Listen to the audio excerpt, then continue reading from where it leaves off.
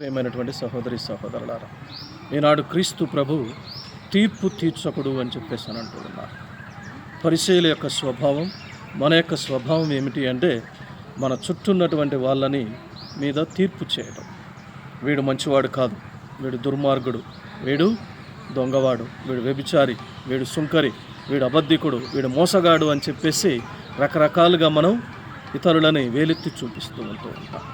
కానీ వేలెత్తి చూపించేటప్పుడు మనం గుర్తుంచుకోవాలి, ఒక ఏలు మాత్రమే ఎదుటివాని గురించి చూపిస్తూ ఉంది, మిగతా 4 వేళ్ళు మన గురించి చెప్తున్నాయి అన్నటువంటి సత్యాన్ని మనం మర్చిపోయి జీవిస్తూ ఉన్నాం. అంటే క్రీస్తు ప్రభు అంటూ ఉన్నాడు, ఎదుటివాన్ని నిందిస్తూ ఉన్నప్పుడు, ఎదుటివాని గురించి చులకనగా మాట్లాడుతూ ఉన్నప్పుడు నీ గురించి నువ్వు చూసుకోవాలి, నీవు ఎంత పవిత్రంగా జీవిస్తూ ఉన్నావో నీవు చూసుకోవాలి అంటూ ఉన్నాడు. అందుకే ఆయన మనందరికీ మంచి ఉదాహరణనిస్తూ ఉన్నాడు. నీ కంట్లో ఉన్నటువంటి దూలాన్ని తొలగించుకోకుండా ఎదుటివాని కంటిలో ఉన్నటువంటి నలుసును చూడడం శ్రేయస్కరం కాదు అని చెప్పేసి అంటూ ఉన్నాడు.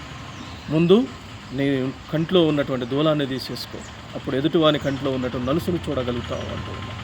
అంటే మనం మంచి చూడాలి అనుకున్నప్పుడు మనం మంచి వాళ్ళుగా ఉండాలి.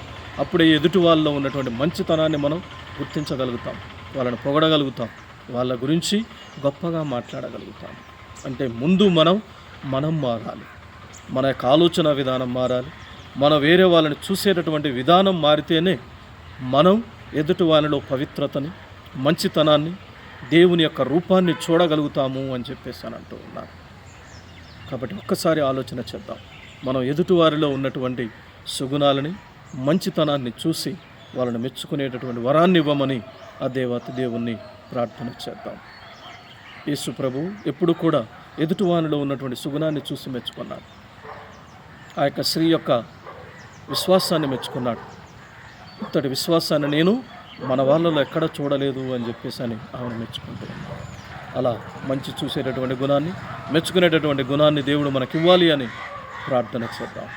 దేవుడు ఆశీర్వదించునుగాక. ఆమేన్.